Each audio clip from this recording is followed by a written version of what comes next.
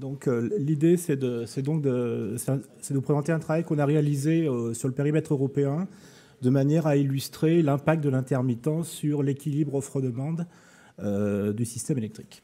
Alors peut-être juste pour commencer, quelques ordres de grandeur pour rappeler le poids des ENR intermittents dans le système. Donc, les ENR représentent 19% de la production d'électricité dans le monde. L'essentiel jusqu'à aujourd'hui, c'était de l'hydraulique, sachant que l'hydraulique est aujourd'hui quasiment exploitée à 5% en Europe.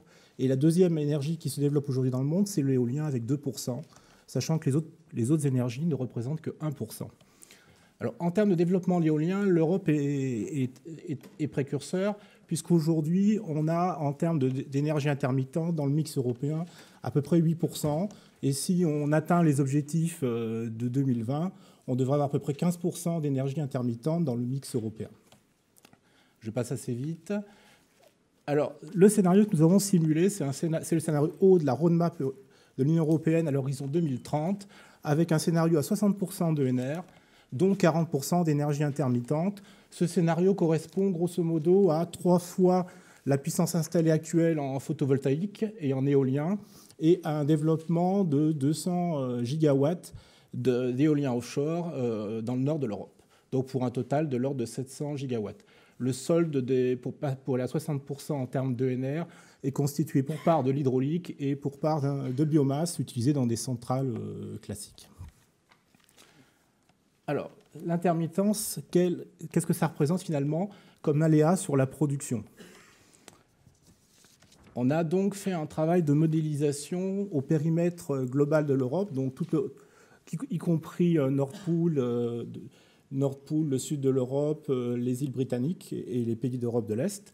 On a fait un travail vision plaque de cuivre, donc on n'a pas modélisé de réseau, mais par contre, on a travaillé sur 30 années climatiques historiques, avec des données de vent, de rayonnement solaire et de température à une maille très fine, de manière à reconstituer la production en intégrant à la fois les corrélations temporelles et spatiales au niveau global du périmètre européen, à un pas de temps horaire à l'horizon annuel. Les graphiques que je vais vous présenter sont avec des données journalières pour une raison de visibilité. Donc vous aurez des points journaliers et pas des points horaires pour comprendre les graphiques. Donc, ce graphique-là représente la production éolienne. Alors, pour comprendre le graphique, on a représenté 365 jours. Pour chaque jour, on a un point qui correspond à la production en énergie journalière sur les 30 années climatiques simulées. Alors, qu'est-ce qu'on constate? C'est une très forte variation d'un jour sur l'autre, avec une capacité installée donc, de 300 gigawatts, près de 300 gigawatts d'éolien terrestre répartis sur l'ensemble de l'Europe. On a un facteur moyen de production de l'ordre de 22%, donc à peu près 60 gigawatts de production en moyenne. Une saisonnalité marquée avec une production qui est sensiblement le double en hiver de la production d'été. Et, chose à remarquer, un aléa moyen dans la production journalière de l'ordre de 90 gigawatts. Alors pour ceux qui n'ont pas forcément l'ordre de grandeur en tête, 90 gigawatts, c'est sensiblement la puissance de pointe du système électrique français. Donc c'est quand même assez significatif. Et on peut même avoir certains jours 145 gigawatts d'écart en fonction des conditions climatiques pour la même journée. Si on regarde maintenant les résultats pour l'éolien offshore, on trouve un facteur de charge très supérieur puisqu'on a 37% de facteur de charge, sachant que l'Irlande, j'ai l'impression, est entre un régime offshore et un régime terrestre, en fait, du fait de sa localisation. Donc on trouve un facteur de charge de 37%, avec la même saisonnalité été-hiver, et par contre, un aléa qui est du même ordre de grandeur que pour l'éolien terrestre, alors qu'on n'a que 200 gigawatts installés, donc de l'ordre de 110 gigawatts d'aléa au niveau de chaque journée pour la production. Donc l'exercice a été réalisé également pour le solaire. Donc pour le solaire, il n'y a pas de surprise, on a plus de production en été, moins en hiver. Comme l'Europe, la production est plutôt au nord en Europe, on a un rapport entre l'été et l'hiver qui est d'un niveau de 1 à 4. Un facteur de charge annuel qui est de l'ordre de 13%. Ce n'est pas étonnant aussi, puisque finalement, le solaire ne produit que quelques heures dans la journée, donc c'est concentré sur assez peu d'heures. Et par contre, un aléa qui, au niveau global, est moins important que pour l'éolien, sachant qu'on a vu que le photovoltaïque, finalement, est très intermittent au niveau local, mais par contre, il y a une certaine compensation de l'intermittence quand on raisonne à un niveau plus global. Alors maintenant, si on cumule tout ça, on constate que finalement, au niveau global européen, il y a un certain nombre de modes communs entre les productions ENR. et qui a une compensation qui est que très partielle de l'intermittence, de la variabilité de la production au niveau global, sachant qu'on réduit à peu près de 10% l'aléa global quand on prend en compte le foisonnement entre les différentes sources. Donc ça, c'est pour dresser le paysage côté profil de production. Donc ce que je propose de regarder maintenant, c'est le profil de la demande. Alors, ici, vous retrouvez avec la même convention la demande d'électricité au niveau européen. Donc vous retrouvez les cycles saisonniers, été-hiver, les cycles hebdomadaires avec un niveau moindre de demande les samedis et les dimanches. On constate sur cette courbe qu'il y a traditionnellement un aléa de thermosensibilité sur le système électrique. Et quand on regarde l'ampleur de cet aléa, grosso modo, il est de l'ordre de 30 gigawatts en moyenne sur l'année, à comparer avec les chiffres que j'ai donnés précédemment. Il peut atteindre sur quelques heures, pendant les pointes mobiles d'hiver, de l'ordre de 70 gigawatts. Alors maintenant, si on défalque de cette demande la production ENR fatale, on déplaise à certaines, on va trouver ce type de graphique. Alors j'ai fait deux calculs. Un calcul au milieu avec une production qui serait représentative de la situation 2020, donc globalement de l'ordre de 15% de production intermittente, et un calcul avec le scénario haut de 2030 à 40% d'éolien et de photovoltaïque. Alors le constat qu'on peut faire, c'est que le poids de l'aléa est croissant avec la pénétration des ENR. Donc on avait un poids de l'ordre de 7% d'aléa sur la demande en termes de, si on considère uniquement la thermosensibilité. Le poids de cet aléa en absolu est triplé à l'horizon 2020. Donc l'aléa journalier sera en moyenne au périmètre européen de l'ordre de 85 GW par jour, mais ramené à la demande résiduelle, on aurait une volatilité de l'ordre de 26%.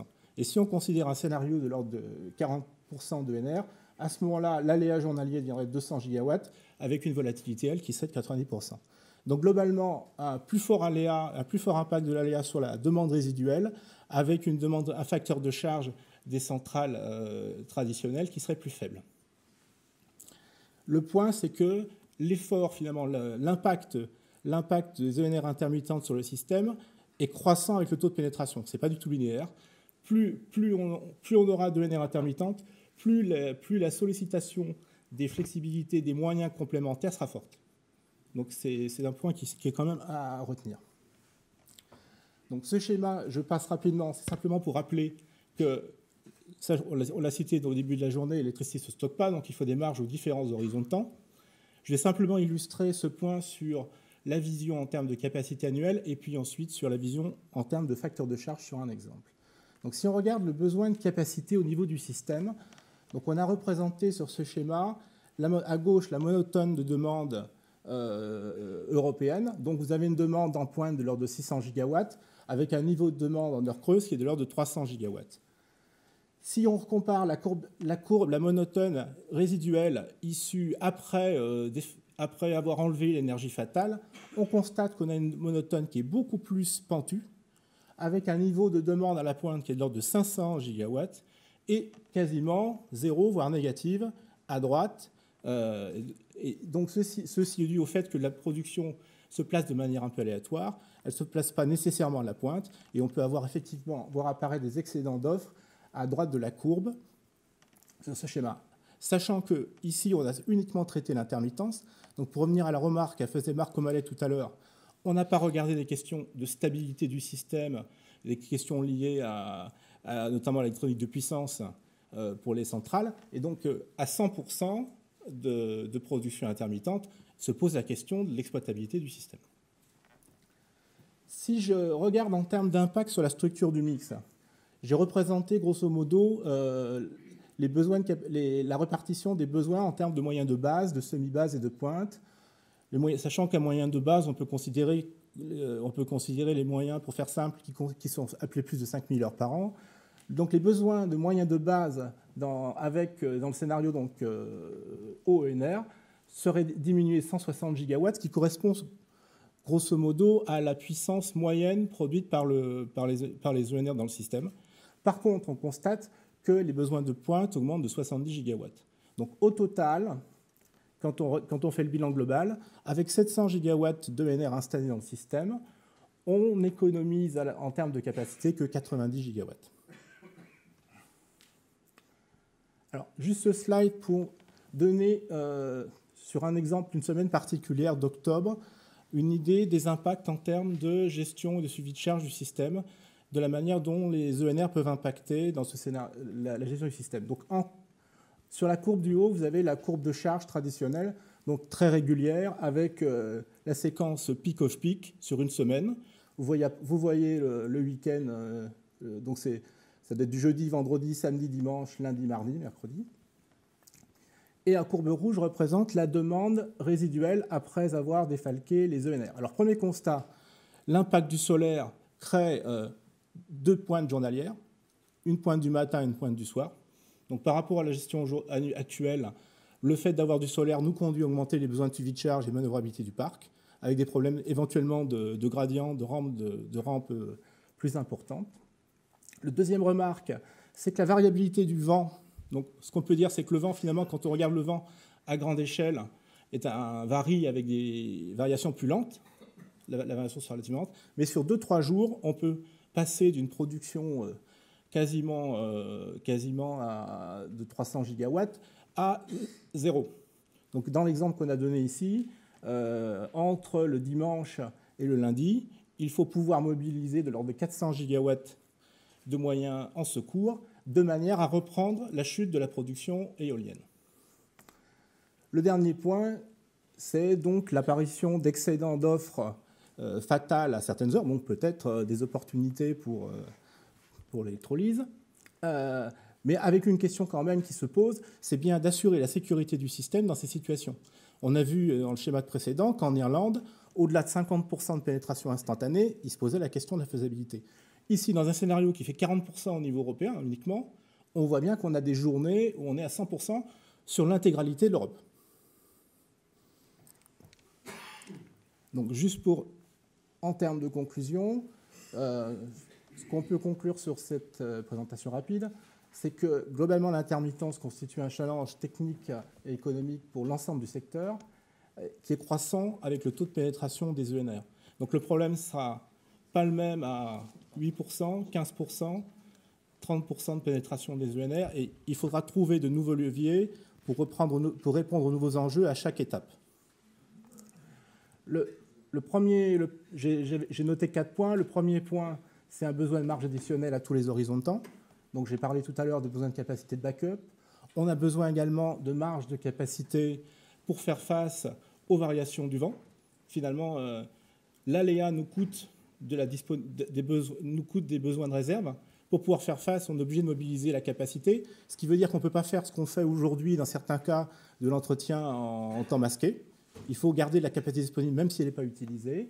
Et puis enfin, il faut disposer de capacités qui soient mobilisables au plus proche du temps réel, capacité tertiaire, de manière à faire face aux fluctuations à plus court terme. Il faudra gérer des situations d'excédent d'offres, donc je ne reviens pas, mais ça renvoie aux exposés précédents.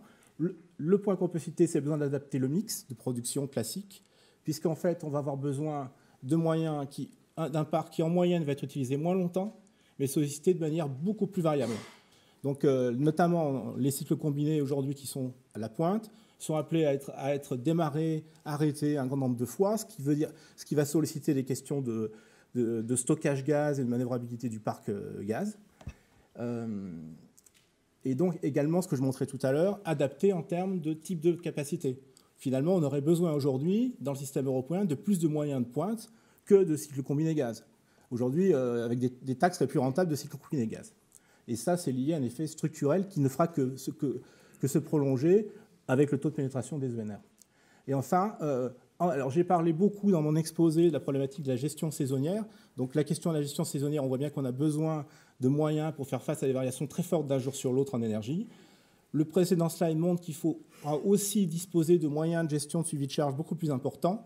Donc c'est là qu'on peut avoir besoin également de solliciter des leviers pour la gestion de l'équilibre offre-demande au niveau de la gestion active de la demande, par exemple. Un point important, sans doute, concerne l'interaction entre la production et les réseaux. Traditionnellement, on pouvait relativement bien découpler la production et le réseau dans la gestion. Avec le développement des ENR, on aura sans doute à avoir une interaction beaucoup plus forte entre les problématiques de réseau et de production. Et avec donc un un équipement beaucoup plus fort à développer.